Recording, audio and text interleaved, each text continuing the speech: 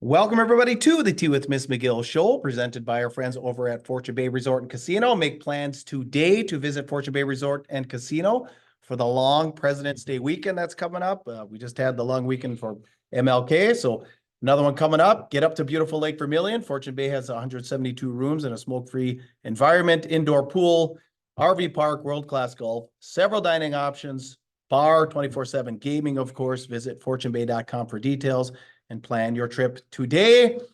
Okay, hit the like button. We'd appreciate that. Episode 76. We are officially 9 weeks in to the boys high school hockey season. We got a sick coach. Well, feeling better, but a sick coach, Reed Larson. So we're a day late here, folks, but we're getting her in. A day late. And fortunately, we're not $1 short yet. So keep hitting the like button. That helps us. Yeah, I'm just trying to get over just a little bit of it's the dog days. It's the dog I'm not days. going to sit here and try and make anybody feel bad for me. I just got to get through the dog days just like everybody else. It's below zero outside. It's hockey season. And the fact that it's hockey season actually gets us through these terribly cold winters. Oh God, it's been rough. Any illness going through the boys? Or I think it's kind of made its way through. Okay. I think it might have hit me last, and I'm probably going to be the last one. All right. I'm going to say it that way because it sounds really positive. All right. Well, thanks for tuning in, everyone. A couple ways you can support the show that are absolutely free. You can hit the share button right now or leave us a review on Apple Podcasts, Spotify, or Facebook. All right. A few subs here this past week. John Castellano, Michelle Woods, Christy Vandenbroek, Vince Fossil, my buddy Skeeter up in Aurora, and Wyatt Holcomb. So Nice. We continue to move towards 800 subs. So be just like all these fine folks, enjoying America's fastest growing hockey show, and subscribe right now. All right. Like you said, 9 weeks in, dog days, but lots of games, lots going on. So we get right into the game of the week presented by the Rink Sports Bar and Grill, just down from the Hockey Hall of Fame. Gift cards have been purchased. Time to use the gift cards. Breakfast, lunch, dinner, Friday fish fry, daily specials, hockey themed environment. So if you're in the Quad Cities, the place to be, the Rink Sports Bar and Grill, 248-8582, rinksportsbarandgrill.com. And of course, remember them, banquets, functions, you're going to be planning those things soon. They've got the breakout rooms. So get your room booked today, 248-8582. All right, we're going to start out with the big AA matchup last weekend, kind of the Northern Powers, Grand Rapids, Moorhead Spuds here at Yanmar. Game I enjoyed. And we even got to see the Zegras or the Michigan. Yeah, you know what? It's kind of getting to the point where, like, you almost feel like it's for the people that want to enjoy the flash and flare of the game, I guess. And as a coach and maybe as a player, and I was kind of not a skill guy. I was more of a power forward. Go bump, grind, shoot the puck, bang it in the net, and keep whacking at it until it goes in. So I'm not the kind of guy that could have pulled that off. So I'm going to be the kind of guy that says they should outlaw that move. It's starting to get to that point for me because now everybody's going to try to do it. I don't know. Maybe it's just irritating because it happened against mine. Well, it happened fast. Like I said, I was on the extended goal line and I looked away for a second. Puck was in the net. And well, it should at least be illegal as long as high sticking rules are enforced, right? Well, so if you got it up on your stick lacrosse wise, and if your stick with the puck comes up over your shoulder, over the crossbar, then it should be high sticking, right? Whistle right away, no goal. As long as it's wrapped around the net this way and in and below a crossbar, then I don't think there should be problems at the moment. However, I still have my opinions about whether they should outlaw it or not. So maybe that's Larson, you could never do that move because you're right. I couldn't. I was never skilled enough to do that. So I could do it if I sat there with 10 pucks. I could do it with 5 of them as long as I had as much wax on my stick as I could possibly get on it. And I can. Well, and like you said, the interesting thing, it happened so fast. So if you didn't see it, you didn't see it because I went back and looked, and on the video, like I said, it's on the far end. It was kind of hard to see, but you wouldn't even, like I said, it happened so fast. I don't even know if a ref could really catch it. If it was a high stick, it really kind of came up and over or that kind of a thing because it happens that fast. Hard to tell. And nobody's really expecting it. Like I said, that's why I missed it. It's behind the net. I'm look in just front of sour the net. potatoes. I'm Yeah. just sour potatoes. It happened on our goalie, and I know Carter Casey was upset about it. And he's not a short guy. No, No, I he's mean, that's tall the other- enough kid to be able to, hug the post if he sees it coming. And the kids that played Bantams last year against Moorhead knew that he probably did that play about 4 or 5 times last year and executed on it as well. So at any rate, it was a decent Saturday afternoon with the Spuds in the building. The Thunderhawks actually played, contrary to what the score said, it was a 4-2 loss. Moorhead came in and beat the Thunderhawks 4-2. Contrary to what the score said, it was actually a fairly well played game by Grand Rapids. The problem was in special teams. You get into a situation where you've got, you give the other team 6 power plays and they go 2 for 6 on the power play. That isn't the greatest penalty killing percentage. So, when you get a special teams battle like that, you have to come out on the better end of that battle. And just looking at some of the statistics from that particular game, like I said, the power plays they were 2 for 6 on the power play. Grand Rapids was 0 for 4 on the power play. And not only were they 2 for 6 on the power play, but they scored a shorthanded goal. So that's going to be the issue, at the end of the day, when you think about it. 2 power play goals, there's 2 of their 4. Shorty, there's 3 of their 4. Well, and that's what I was going to say. The difference was, their power play is good. I mean, they move the puck well.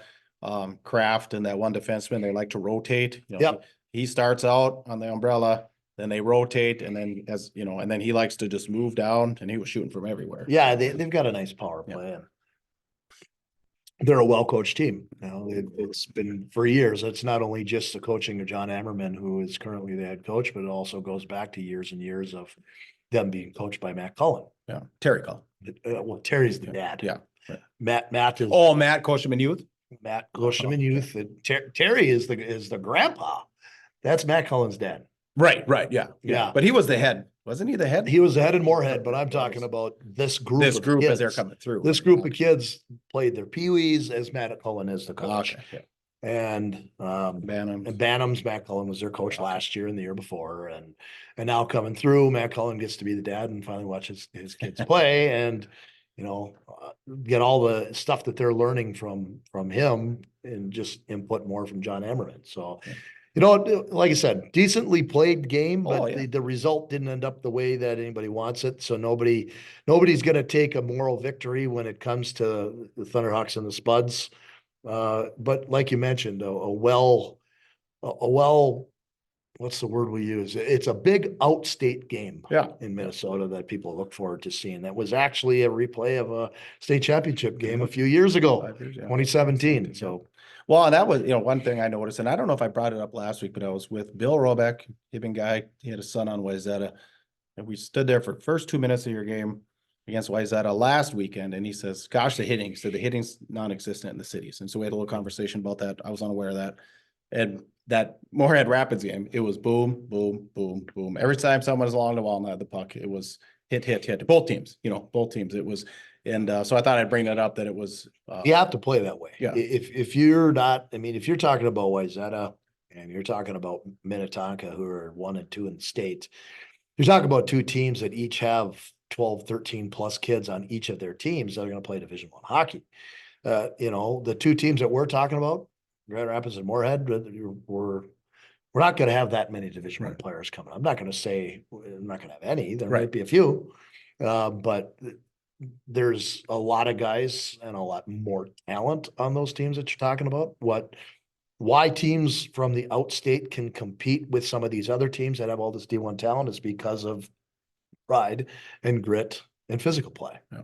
That's the way they can compete. And that kind of brings me into, part of the next conversation that we want to go into here, because I wanted to play off of, that game of last week to the next one. Rapids ended up Tuesday night going into Cloquet Carleton at the Northwoods Credit Union Arena in Cloquet. And they had a tough CEC team that was coming to play that night. They're in their barn.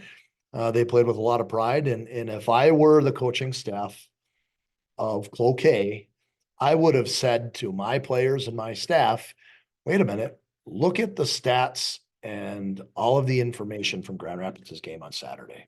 Look at all of the special teams and look at the results of those special teams. If we want to compete with Grand Rapids, knowingly, Grand Rapids probably has more depth than us as Cloquet. Yep. Usually those teams like that are going to have, the right amount of skill guys, but the depth is where it usually differs. If we can go after a team that has more depth than us, the way to go after them is to try and keep their top players out on the ice all night long. And you do that by putting them either in the penalty box or putting them on the power play, because now you're playing the same 10 guys all night long. Right. Or 12 guys all night long. Right. Sure. So if I were Cloquet, that would have been my strategy going into that game. I would have been thinking, well, if we want to compete with Grand Rapids, you probably got more depth than us. So let's get the special teams game going. It didn't work out very well for them against Moorhead. So that's exactly what Cloquet Carlton did. Jay Walters and staff said, we need to play these guys tough. We need to finish every single check. It was really similar. Bodies all night long. See if you can get them in the penalty box. If you can't, well, we're going to try anyways. And if we take penalties, chances are they're not going to score as many power play goals because they were 0 for 4 on the power play against Moorhead. At any rate, there were some power play goals that were scored in that game. Cloquet struck first in that game. They scored one. It was just as their power play was ending. Their guy had just gotten out. Rapids' guy had just gotten out and trying to regroup and get things going to get the puck out of the zone. Turnover happened and Kilowski scores to go up 1-0. Rapids answers shortly after when they go on the power play. Bauer Murphy scores to tie it. It's 1-1. Like the rest of the game kind of goes that particular way, but again, the game is played on the power play again. I think there was 24 power plays called. Wow, that was 24 penalties. Yeah, I was going to ask, is that refereeing group known for? Because it was just, there was no flow to that game because it was whistle after whistle after whistle after whistle. Whereas I went to the Greenway Mound West Tonka game Friday night, and that game ended. That game could not have lasted an hour and a half. There were a couple penalties, there were some goals, but no icings, no offsides. The game just, like, every period just flew by. And like I said, there was a lot of flow. There was no flow to that Rapids game. And I was kind of wondering if that roughing staff has a reputation for calling it tight.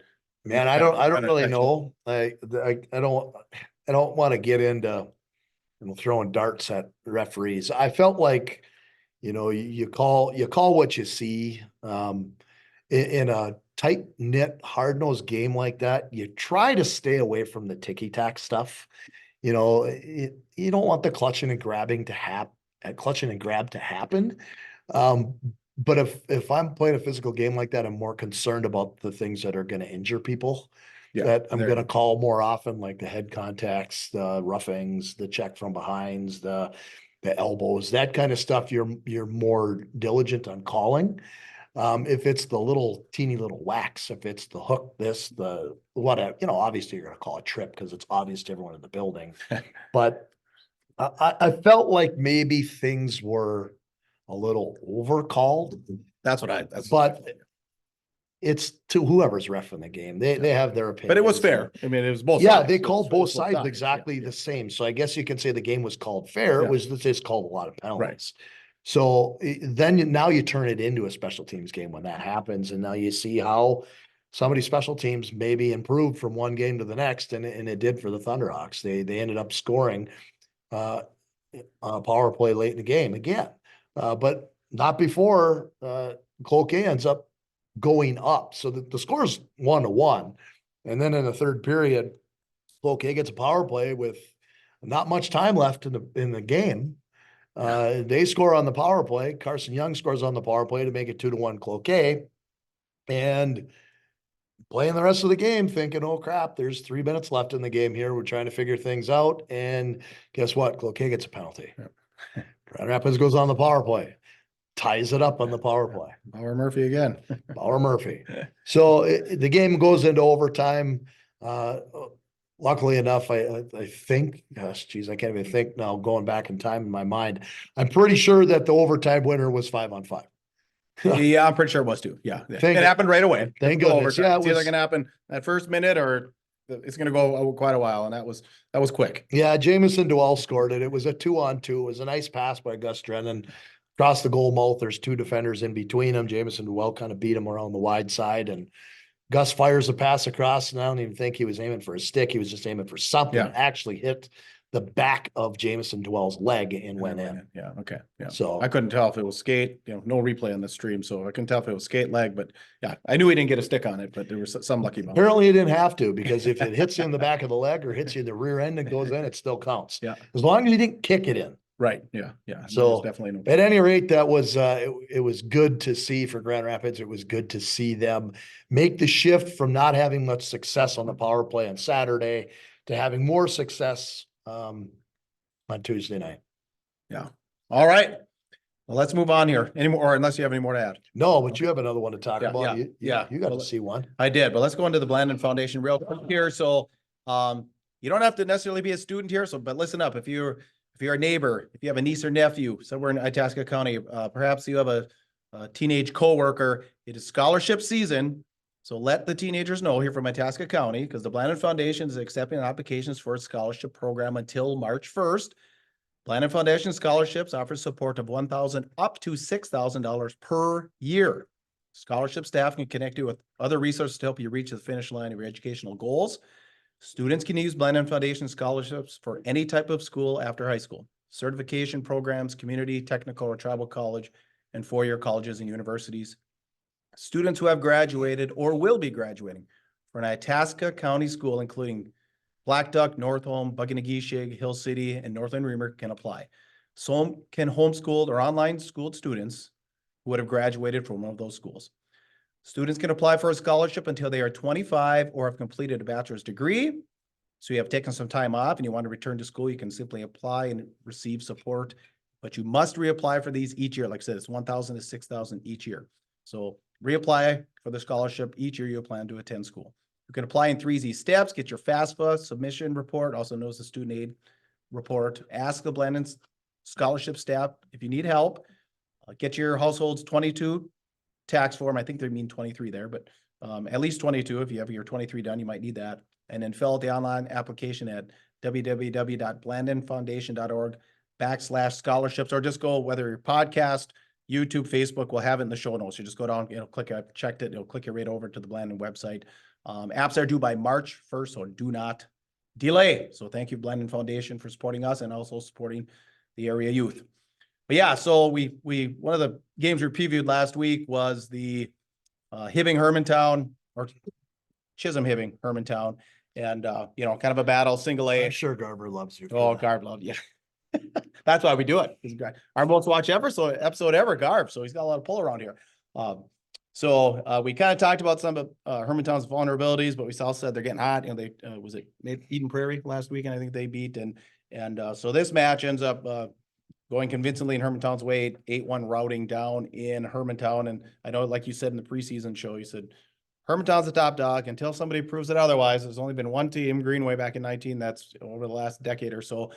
That's knocked them off. Until that time, they're top dogs, and they proved it Tuesday night. Yeah, there's a couple of teams in the section that I think, could potentially be contenders, at the beginning of the season. I think nobody would argue that Cloquet would be a contender. They're, rated in the top 10 here, or top 12 in Class A at the moment, and they've played some teams pretty tough. They've also fallen to a few teams that they shouldn't have fallen to. Hibbing is talented, but they're young. It's maybe they're a year away, maybe they're 2 years away. But we did talk about Hermantown having some kinks in the armor, like they maybe aren't as strong as they've been in the past. We did mention that at the beginning. I remember saying that to you, that, it's their section until someone can prove it. And they're proving it right now that it is still their section. And they're also proving that maybe some of those kinks in the armor that we were talking about were just little marks that they can wipe off, because they kind of are back in a groove right now where they're beginning to become untouchable again here in Section 7. Like, they didn't really fall off. They were quiet at the beginning of the season. Yeah. And it kind of raised some questions like, hey, are they not the Hermantown that they used to be? just getting people to kind of shrug their shoulders a little bit. And then when they started coming out after Christmas break, it was like bing, bing, bing, bing. They're knocking some big teams off. And then the ones they should beat, they're not just beating, they are kicking the crap out of them. Yeah. So like we said before, it's Hermantown section. That's it. I don't see anybody beating Hermantown right now in their section. And be honest with you, I think if we're looking far enough down the road, it's going to be Hermantown or Warroad in the championship game. Or if Warroad doesn't get through, it's going to be Hermantown and East Grand Forks in the championship. Yeah. Another tough one. All right. Any more on that? Nope. All right. Smash that like button right now. We'll get into some previews for the upcoming week here, brought to you by our friends over at Iron Ranger Apparel in the Thunderbird Ball. It's the gift buyer's paradise. Plus, they've got their exclusive home to the ODR line. We got some ODR apparel on right here. So if you're looking for the ODR stuff, get over to Thunderbird Mall. Iron Ranger Apparel is where you get it. And like I said, also the gift buyer's paradise. They got gifts for everybody. So I guess we're we're kind of coming off the big gift season, but Valentine's is coming. So Yeah, there's always Valentine's. There's always something. So if you're looking for that something, your sweetheart has to love ODR. Yeah, your sweetheart has to love ODR. Because if you're a guy and you're a hockey guy, then your gal usually has to love hockey too. That's true. It's usually the case. Yeah, and you want to look good at the rink. It's tournaments, especially youth hockey. You're going to tournaments like every weekend now to the end of the year, till districts and such. So, well, look cool at the rink, get your ODR swag, and where you get it is Iron Ranger Apparel in the Thunderbird Mall in Virginia. All right, so we were just talking, another solid single A team up here in Section 7. And tonight, recording on Thursday, not Wednesday. So Proctor, pretty hot team up here in Section 7A, and Rock Ridge going at it. Of course, goaltender Riles, we've talked about him, real hot. How do you see this one playing out? I don't know, man. Kind of a toss-up. Yeah, Rock Ridge with two losses on the year, right? Is it still just Warroad Hermantown? I think there's a few in there we're missing. I can't remember. I thought there were something, and I'll look it up here so we can pop it up here later. But what are my thoughts here on those? I think that Riles could get hot and there could be some problems. I really do. I'm always a fan of Rock Ridge because it's a place where I coached a long time. I was in Virginia for quite a while, so I'm always a fan of the people there, the kids and the families. And they're having a good year. They're having a good year. And Proctor showing a little inconsistency. Like we said, they played Hermantown tough, 2 weeks ago, the overtime game. And then they go up a couple days later, they go up to the Falls, Bronco Arena, about a week ago, and they pull off the game. They win 3-1, but it's 3-1 against I Falls, So I Falls down here this year. So a little bit of inconsistency there. So I think the matchup could be very interesting. I said Rock Ridge, pretty solid all year. I'm not sure where this game is, but like I said, hot goalie can make a difference in so many different ways. Yeah. So I did look it up while we were talking here. They're 13-2-1. Okay. And they've lost to Warroad and Hermantown. Yeah. Like I said, I'm always a fan of Rock Ridge, and a lot of people are going to be looking at Rock Ridge thinking, okay, they're 13-2-1. They should be talked about. And I don't argue that. I don't disagree that. But now is really kind of after tonight's game, including tonight's game, but even after tonight's game is really where they should start talking about their season. Because now this is when they actually start playing people that matter when it comes to Section 7. Common opponents. Right. Yeah. So 7 AA. 7 AA. They played some other Section 7A teams. This will be a big test because this is a common opponent. Proctor's played teams tough when they've had Riles in the nets. Hermantown game was interesting when he was hot in that game, and that was a really emotionally charged game. So I'm hoping that it's going to still be a well-played game, even though it's not going to be as emotionally charged as the Hermantown game was. But I'd like to see Proctor give them a heck of a game. See there. But when things start getting interesting is the next few games. Yeah, Rock Ridge plays Duluth East on Saturday. Then they go back and they play Denfeld again. Okay. They play other common opponents coming up too with Section 7 teams. So really, to be honest, and say this without lying to anybody, is that now is the part of their season we're actually starting to play people that matter when it comes to the section. Yeah.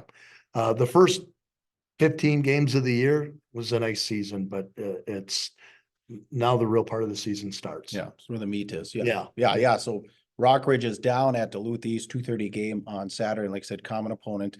And, Duluth East is, with, you know, again, kind of an inconsistent team. Like I said, come up at those grade 2 periods against Rapids up 3-0, then Rapids comes back, ends up winning that game. Of course, their record isn't showing a lot right now, but if they beat Rockridge, but say Rockridge beats another bunch of common opponents that Duluth East lost to or they beat East, and then East beat some other people. That's like you said, we've kind of talked about this blender in 7AA. Well, it's just it gets could be interesting. tough. Yeah, interesting. It gets interesting. I can talk about this stuff because the people on that coaching staff are good friends of mine, and we'll have that debate all day long and twice on Sunday about who's better than who. Well, that the only thing that we can really talk about when that comes down to the wire here with Section 7 is when people meet each other in the section playoffs. When seedings come down to it, it's going to be because they don't play everybody in the section, and if we're looking at Grand Rapids as being one of those teams, they don't play each other, so they won't be playing until if they play in playoffs, and likely that will happen in a semifinal game or potentially a final. So that's just going to work out to Rapids ended up dumping a game to Forest Lake early in the season, and that blemish doesn't look great on Grand Rapids's side of things, but they've taken care of business with other section teams thus far. Duluth East, they've swept. So in my mind, Rockridge has to sweep Duluth East. Right. They have to. Right. If they lose to them once, then there's question marks. Right. Exactly. But if they beat them and then East goes on, but they beat Denfeld once. Say they beat East and then East beats Andover. You know what I mean? Just like a scenario. Then it's really interesting. That's what I mean. Well, Denfeld's in the topic too, though. Yeah. And Denfeld into the topic. Right. Denfeld plays them again, and Rapids plays Denfeld in a couple of weeks. So that becomes an important game. And then Rapids plays Andover. So Rapids plays Andover in February. So there's a lot of games to come. And if people are forum watchers and looking at, what Carl East is starting to rank people at, there's a lot of time. I wouldn't be looking at forum watchers right now and checking stuff like that to see where things are. As much as I respect him and his opinions, there's too many games to be played to be ranking guys at the moment as far as seedings are concerned. That's just people's opinions, and that's okay. He does a nice job of doing that. But I think that's why we play the games. I play the game. Hey, Packers, Cowboys, kids. We've been around a long time. We've seen a lot of games like that. To you haven't. That's why you play the game. Packers, Cowboys. Remember that from this weekend. All right. And a big weekend for Thunderhawks up here at Yanmar, hosting again Friday, Saturday till Hill Murray and White Bear Lake. Yeah, those are going to be some big games. This is kind of like the Section 4 AA 1 and 2 make their trip north to Section 7 AA. So White Bear Lake comes into the building here tomorrow night, and they've had a pretty good year. They've got a couple of really, really good players. They got the road kid that's on the front end that is a stud, and they got the Distad kid on the back end, number 6, that is an absolute stud. So they've played some teams pretty well, and it's going to be an interesting night at the Yanmar Arena tomorrow night. We'll see how practice today gets us prepared for tomorrow night. We'll see how that goes. It's going to be a fun one because, again, we're going to see where things go here as we start getting down the wire with. Now it's going to be top team. Top team. Oh, yeah, top team. It's just, there's no break and no rest for the weary anymore. And that's what I like, going back to what we were just talking about. That's what I like when I start seeing schedules that come to, in the dog days, even Rock Ridge and all these other teams we're talking about, their schedules aren't weak anymore. Right. Like they're going ding, ding, ding, ding, ding, just like this all the way through the rest of the year. And everybody's going to be prepared. Oh yeah, look at Denfeld. They got you. They got World this weekend. Yeah, it's kind of. So these Section 7 AA teams now have got just an absolute gauntlet to go through here, for the next couple of weeks. We got to have respect for all these teams. All right. Anything else? Nope. All right. Scores and more. Time to move on. Aspire Heating and Control is bringing us the Scores and More section of the show. They are your local Bryant dealer, and Bryant is the official heating and cooling company of your Minnesota Wild. Aspire specializes in gas, electric, and hydronic heating and cooling systems for existing and new construction, residential and commercial installations available. Services include forced air systems, boilers, heat pumps, mini splits. They are licensed and bonded, so give Justin a call, 218-999-5957, 218-999-5957. I'm actually having some trouble, so Justin's be coming over to my place. So that's who you call. Like I said, it's going to stay cold. I guess Sunday's supposed to finally warm, so it's going to stay cold. So if something happens to the furnace today, tomorrow, Saturday, what have you, Justin's the guy. Aspire Heating and Control, 999-5957. All right. We did a very special interview yesterday. Jump over to our YouTube channel to get that. Goat Sports Media is where our YouTube channel is, or you can just go in the show notes and click over. But the Grand Rapids Greenway Lightnings, Mercury Bischoff, in the news again. Merc broke the record, and you had the numbers dialed in. I didn't want to try to remember them. What are they? Well, 285 now, so I can't remember the goals on it says, but she 285 points. It was previously owned by Emily Erickson, who used to be the Hibbing girls coach. Yep. And then Sadie Parrott in third. Okay. Who's still playing. By the way, is it I believe the Minnesota Hockey Magazine. Did you see it? Little article on the Pearts. Okay. Sadie and Jack, Todd. So if you get that Minnesota Hockey Magazine, a little article in there about the Pearts and growing up on the, skating on the outside and playing rink hockey, and they have another sister. So pretty interesting. But yeah, congrats to Merck. 285, only a junior. Yeah, another year to add on, probably another 85 to 100 points to that list of what a resume she's got. It's been fun, and the only claim to fame I have to that is to say, well, I got to coach her for 1 year when she was with seventh grader, her first year playing, which was pretty fun to watch her play. When you were asking questions, well, why did you pick? Yeah. Why did you pick Mankato? What was your reasoning? Well, one of the reasons why she picked Mankato was because Claire Vector. Yes, I had no idea Claire was there, because Claire started as a Beaver. Yep. Claire ended up after a couple of years with Bemidji, heading into the portal, and then got picked up by Mankato and is now there playing. And I coached the girls team for 1 year and had the opportunity and the pleasure to coach those two girls on a line. And that was fun. Yeah. Being able to coach those gals. So congrats, Merck. It's a big milestone. You got a lot of people that are proud of you, and coaches included. Yep. Friends, family, parents, whatever, you name it. The community, the hockey community, the GR hockey community, not just the GRG, but even the GR hockey community, itself is happy to say that she did play Grand Rapids youth hockey all the way up through Pee Wee AA before she ended up jumping right into the girls program. So pretty cool to say that there was a girl that came through your program that played Pee Wee AAs. Yeah. Oh yeah. Right. Sure. So that tells you how good she was, as she beat out of, and she actually played with a bunch of the guys that are on this boys team right now, like Kyler Miller and Forrest and those guys. Played with those guys growing up. So pretty cool to see her breaking records, and people knew that she was going to be special, but this is pretty darn special to see you breaking that record, and more to go. Yeah, more to go. Yeah. So if you want to, like I said, catch your interview with Merck over on our YouTube channel, and then checking, what do you call it? The Instagram machine, checking the social media, the interwebs. Rock Ridge looks like now 3 in a row IRC champ. So congrats to the Wolverines. Good job getting that. It's always fun. I remember back in 2014 how excited we were to take down an Iron Range Conference championship, and pretty pumped up about that. And now you can say you got 3 in a row, and this will be the finale for Rock Ridge. So not only did you win 3 in a row, but you won your last one, and you're going to be joining Lake Superior Conference next year. So it should be fun to jump in on that, and maybe kind of start a new history and tradition into that Lake Superior Conference as well too. Congrats to Rock Ridge on that. That's a pretty cool accomplishment. Yep. Congrats, boys. Congrats to the coaching staff. All right. Some scores from the week that was. So this is one we talked about a little bit. So there's undisputed number 1 now. The state of Minnesota, single A, Warroad over Hermantown, down at Hermantown on Saturday, 4-1. The 12-5 Ely Timberwolves win again. They topped International Falls over the weekend. So now they swept the season against I Falls. So Greenway is up at Bronco Arena tonight. Greenway beat Ely. Ely sweeps Falls. Greenway's at Falls. So this is a big one for Section 7A as far as rankings and the way things are going to turn out there. So that game should be ongoing as we speak.